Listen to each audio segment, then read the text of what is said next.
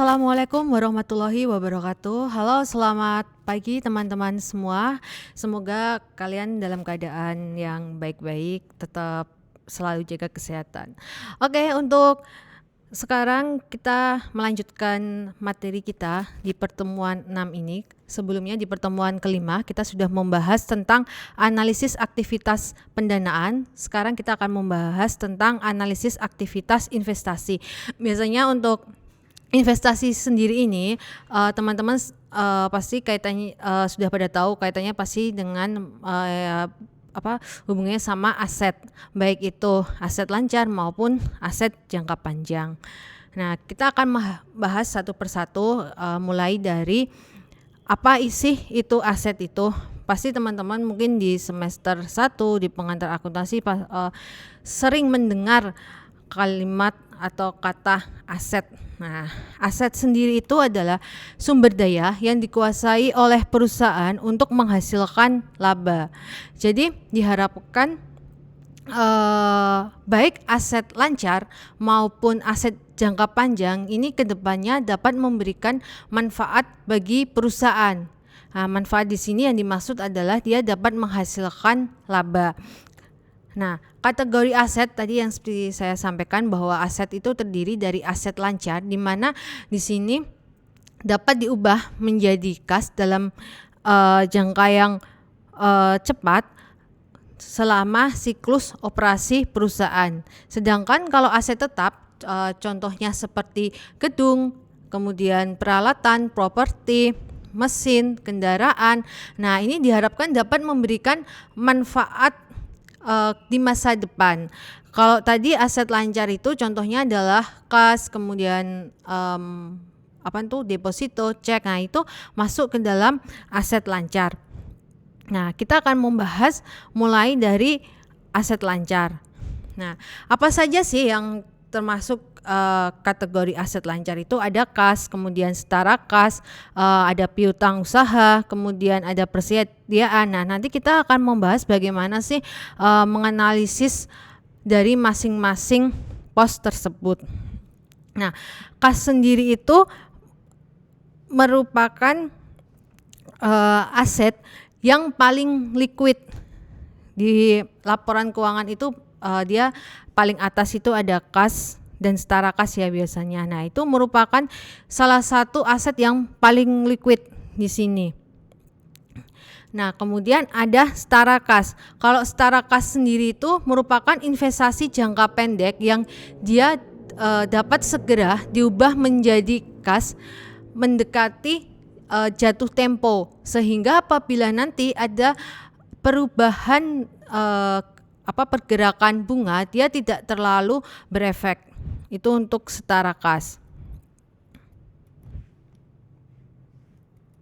Nah, bagaimana sih cara kita untuk menganalisis kas maupun setara kas atau aset lancar di sini?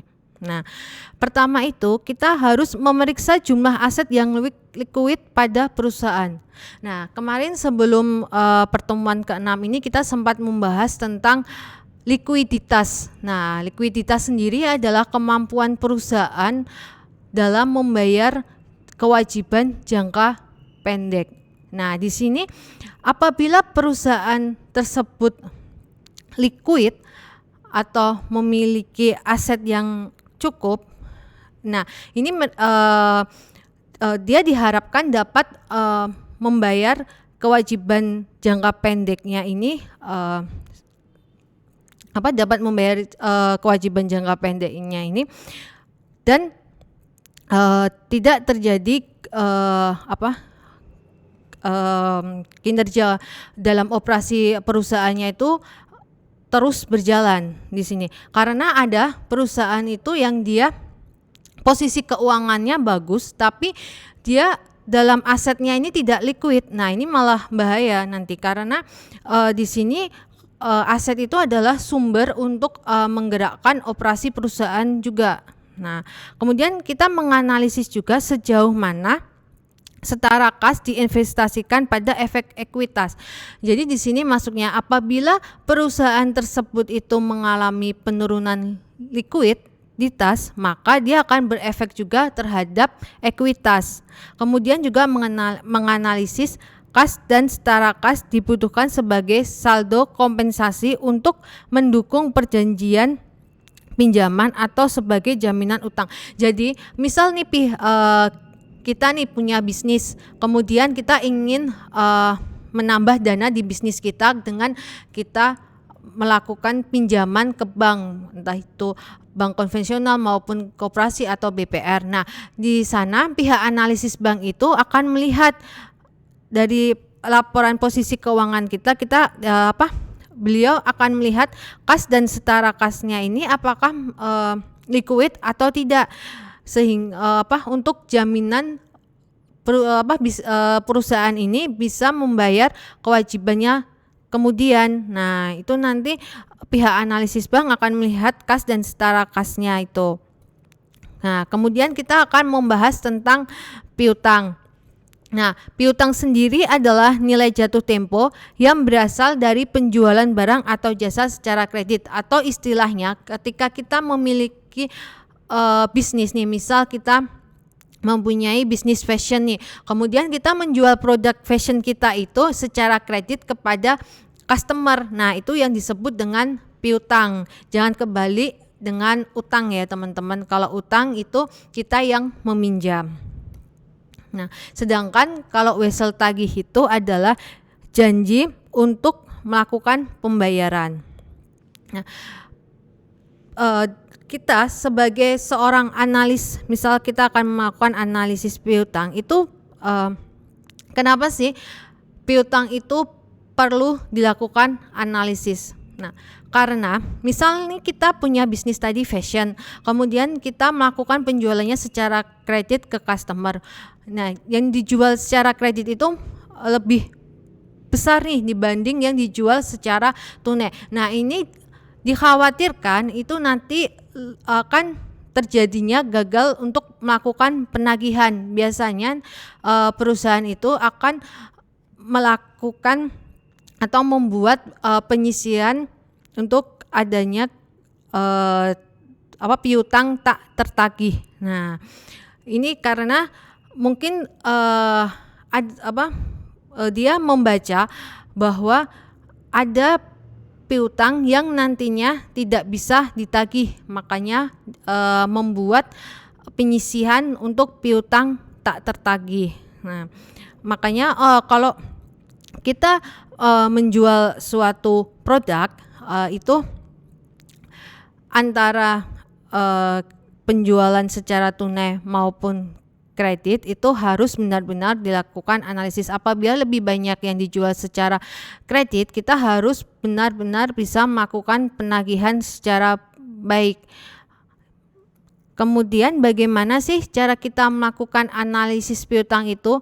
Nah, bisa dengan membandingkan persentase piutang terhadap penjualan perusahaan pesaing dengan perusahaan yang sedang dianalisis. Ini bisa seperti yang kita sudah pelajari, bisa menggunakan receivable turnover. Nah, atau perputaran piutang untuk membandingkan persentase piutang rata-rata terhadap penjualan. Kemudian memeriksa konsentrasi pelanggan. Jadi apabila kita memiliki pelanggan satu itu yang kita menjual produk kita itu secara kredit hanya kepada satu pelanggan tersebut dan lebih banyak, itu akan lebih besar resikonya terjadinya kegagalan dalam melakukan penagihan piutang. Kemudian menghitung dan menyelidiki tren periode rata-rata kolektibilitas piutangnya. Ini tadi bisa menggunakan perputaran piutangnya berapa sih selama melakukan penjualan, baik itu penjualan secara kredit maupun penjualan secara tunai. Menentukan bagian piutang yang merupakan pengalihan atau perpanjangan. Jadi ada beberapa misal kita memberikan pinjaman ini atau kita menjual produk tersebut secara kredit. Nah, tetapi si reseller ini dia selalu membeli produk kita secara kredit terus sebelum selesai misal dalam jangka jatuh temponya itu misal selama 3 bulan nih misal pembayarannya. Nah, dia secara otomatis per bulan itu akan diperpanjang terus sampai jatuh tempo selama 3 bulan. Nah, kemudian masuk ke beban dibayar di muka. Nah, ini contohnya seperti kita sudah pernah membahas ya di pengantar akuntansi untuk beban dibayar di muka. Misal kita menyewa gedung nih selama 10 tahun senilai 125 juta.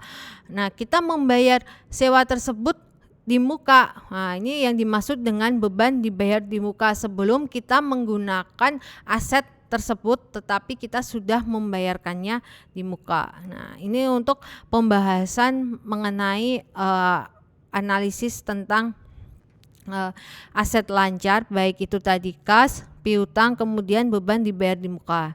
Nanti untuk di pertemuan ke-7 kita akan melanjutkan untuk membahas aset lancar untuk persediaan. Bagaimana sih kita caranya untuk menganalisis persediaan itu dan bagaimana caranya kita menghitung persediaan yang ada. Oke teman-teman, untuk di pertemuan ini sekian dulu, tetap semangat belajarnya. Sampai ketemu lagi di pertemuan ke-7. Wassalamualaikum warahmatullahi wabarakatuh.